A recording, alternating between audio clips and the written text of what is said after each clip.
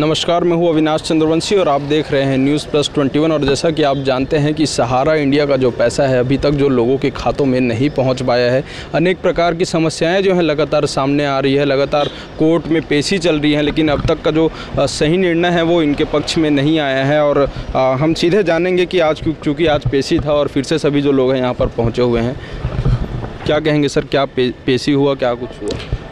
आज का डेट दिया गया था पेशी का, लेकिन हम लोग उतने दूर से भिलाई से यहाँ आए हुए हैं, लेकिन हम लोगों को पूर्व में भी कोई जानकारी नहीं दिया गया और हम लोग उतने दूर से बड़ी दिक्कतों से यहाँ आते हैं। तो एक तो ऐसे आर्थिक समस्या से हम लोग जूझ रहे हैं, उसके बावजूद भी हम लोग एक दूसरे से अपना सहयोग करके रायपुर आते हैं। लेकिन आज हम लोग को बहुत दुख हुआ कि हम लोग यहाँ आए और हमको पता चला कि आज पेशी नहीं है। तो इसके लिए हम लोगों को बहुत तकलीफ़ है, क्योंकि हम लोग बहुत उम्मीद लगा के आते हैं कि कुछ न कुछ डिसीजन आएगा ताकि हमारे हित में आएगा कि हमको हमारा पैसा वापस मिलेगा, क्योंकि हम लोग आर्थिक मंदी से गुजर रहे हैं। पूरा कोरोना काल गुजर गया, लेकिन संस्था सहारा इंडिया की तरफ से हम लोगों को 1 रुपये भी नहीं दिया गया है। आज मैं अगर अपनी बात कहूँ तो मेरे यहाँ मेरी बहन, जिन्होंने अपना पैसा पूरा सहारा इंडिया में डाला है और आज वो कैंसर से पीड़ित है, उसके बावजूद भी कई बार मैंने सहारा इंडिया के ऑफिस में संबंधित अधिकारियों को मैंने उसकी सूचना दी, बताया उनको कि इनको ऐसे ऐसी आर्थिक समस्या का सामना करना पड़ रहा है और एम्स हॉस्पिटल में इनका इलाज चल रहा है।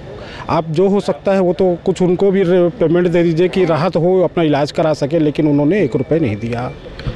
ये तमाम तरह के जो लोग हैं हमारे साथ और भी बहुत सारे लोग हैं, आर्थिक मंदी से बहुत ज़्यादा गुजर रहे हैं। कोरोना काल गुजरा, इतना बड़ा देश में का सभी बहुत अलग अलग प्रकार के लोग सभी जो हैं परेशानियों से जूझे। सहारा इंडिया में आज इनके आर्थिक स्थिति के बारे में अगर हम जानें तो बहुत ही बुरी स्थिति है। जो इन्हीं से हम सीधे जान लेते हैं कि आज पेशी था और किस किस प्रकार के जो समस्या है उनसे इनको सामना करना पड़ा। क्या संघर्ष? आज हम लोग आए हुए थे रायपुर में, आज हमारा पेशी का डेट दिया गया था। तो आज हम लोग बड़ी मुश्किल से यहाँ तक पहुँच पाते हैं, क्योंकि एक तो हमारे पास आवक का कोई माध्यम नहीं है, दूसरा वर्तमान में जो परिस्थिति आई हुई है सहारा इंडिया के भुगतान को लेकर हमारे साथ, उस भुगतान के लिए हम लोग लगातार न्यायालय के समक्ष आके आग्रह कर रहे हैं कि हमारा भुगतान के लिए कोई कार्रवाई की जाए, हम लोगों के साथ न्यायोचित हो, जिससे हम लोग वर्तमान में अपनी आर्थिक स्थिति संभाल सके। कोरोना काल से लेकर वर्तमान तक लोगों के रोज़गार चले गए और अभी भी कई लोग ऐसे बेरोजगार बैठे हुए हैं जिनके पास आय का साधन नहीं है, पैसा नहीं है जिससे परिवार का जीवन यापन करे। अब स्कूल प्रारंभ हो रहा है, बच्चे के स्कूल का फीस को जमा करना है हमको, अन्य खर्चे भी हैं, वो सब की व्यवस्था आदमी कहाँ से करेगा। तो हम लोग बार बार न्यायालय को यही चीज़ बोल रहे हैं कि सर गंभीरता से इसको सही रूप में लेते हुए इसका न्याय किया जाए, जिससे हम लोग का समाधान हो सके और हम लोग वास्तविक रूप में सही रूप में परिवार को चलाने में और अपने आप को संभालने में सक्षम रहें। आज पेशी होगा कि नहीं इसका कुछ जानकारी है? क्योंकि आज का आपको डेट दिया गया था, आज की तिथि दी गई थी, तो आज पेशी होगा कि नहीं इसकी कुछ जानकारी अभी तक, क्योंकि समय हो चुके हैं?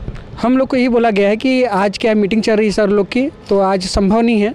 अगली पेशी 22 तारीख को होगी, 22 तारीख को आप लोग आइएगा, लेकिन वो भी कंफर्म नहीं कि 22 तारीख को आएंगे तो उस डेट में भी साहब मिलेंगे कि नहीं मिलेंगे, कहीं मीटिंग में रहेंगे, क्या रहेंगे। तो लंबे दूरी से आके हम यहाँ तय करते हैं, लेकिन उसके बावजूद हमको यहाँ फिर से जाना पड़ता है। एक तो सुबह से आते हैं भूखे प्यासे और पूरे शाम तक का समय निकल जाता है और हमारा पेशी नहीं हो पाता है, सही रूप में न्याय नहीं हो पा रहा है।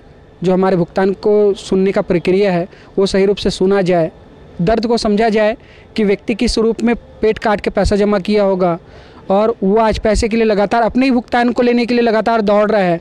4 सालों से हम लोग भुगतान के लिए परेशान हैं। ऐसा कोई ये जगह नहीं बचा है, प्रशासन नहीं बची है, जिससे हम अनुरोध नहीं किए हैं, आग्रह नहीं किए हैं कि साहब हमारे भुगतान के लिए कोई प्रक्रिया अपनाई जाए।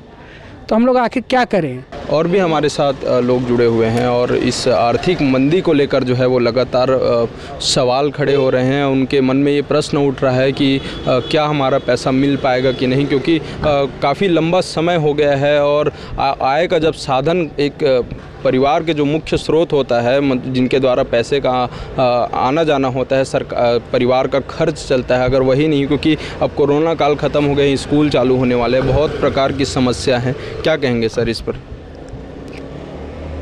कहना तो एक ही है सर कि हम लोग कलेक्टर महोदय या अपर कलेक्टर महोदय से निवेदन यही कर रहे हैं कि हम लोग की समस्या को संज्ञान में लेते हुए जल्द से जल्द इस पर सुनवाई करें, ताकि हमारी समस्या हल हो और जो भी आर्थिक स्थिति का समाधान निकले जो कि न्यायालय से यही गुहार लगा रहे हैं कि हमारी जो भी सुचारू ढंग से स्थिति बने। ये न्यायालय से अनुरोध कर रहे हैं कि हमारी समस्या को ध्यानपूर्वक से हर चीज़ से ध्यान लगा के इस पर केयर किया जाए और समाधान सभी का निकालें।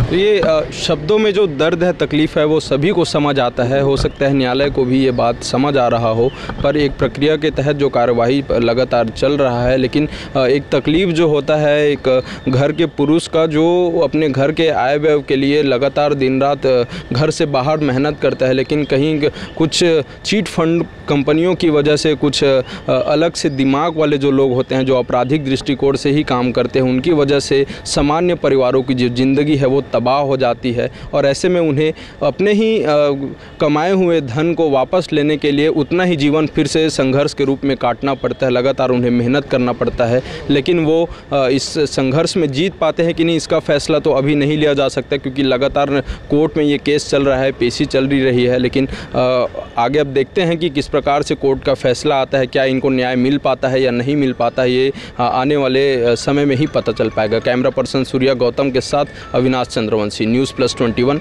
आपके हक की बात।